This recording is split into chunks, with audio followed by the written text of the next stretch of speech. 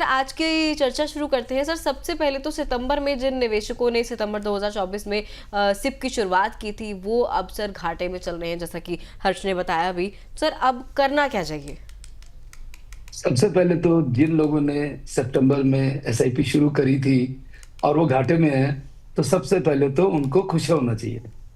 अब ये थोड़ा अजीब सी बात है कि घाटे में भी है और खुशी की बात भी कर रहे हैं। तो इसके पीछे एक सिंपल सा, बहुत ही सिंपल सी बात है जो समझने वाली है। वो ये है कि जब आप एसआईपी में पैसा डाल रहे हैं, आप खरीदार हैं, आप सेलर नहीं हैं, आप बेचने नहीं आए हुए, आप खरीदने आए हुए हैं। और खरीदने के टाइम पे जितना सस्ता आपको मिल रहा है वो आपको खरीदना चाहिए।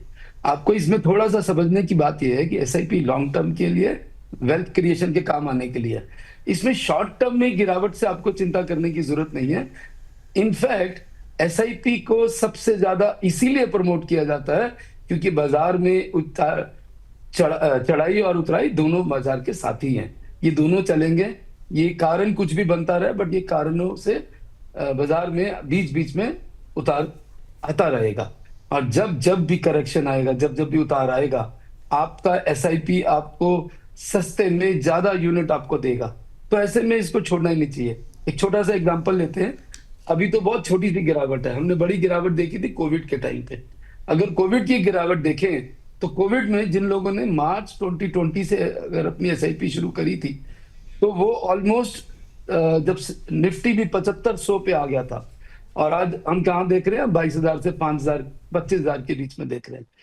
तो उतनी बड़ी करेक्शन के टाइम पे आपकी एसआईपी के अंदर लॉसेज आ गए थे, बट उसी एसआईपी के अंदर 3 साल के अंदर 90% तक का प्रॉफिट हुआ था।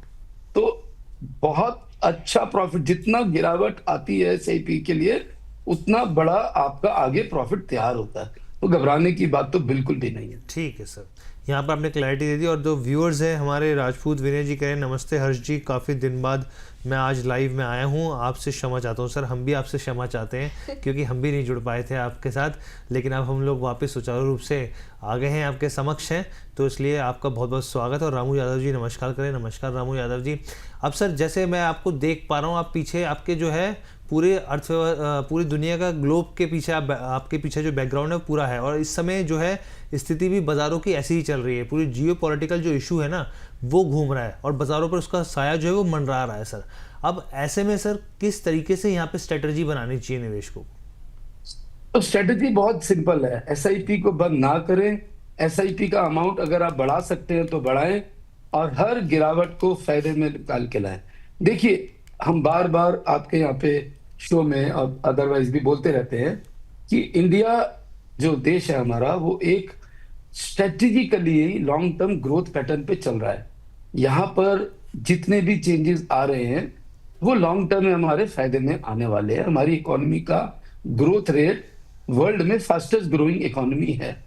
तो जब ऐसा होगा तो बीच बीच में ये भी होगा ही होगा, कभी भी वो रास्ता सीधा नहीं चलेगा। तो आपको ऐसे किसी भी गिरावट से घबराना बिल्कुल भी नहीं है।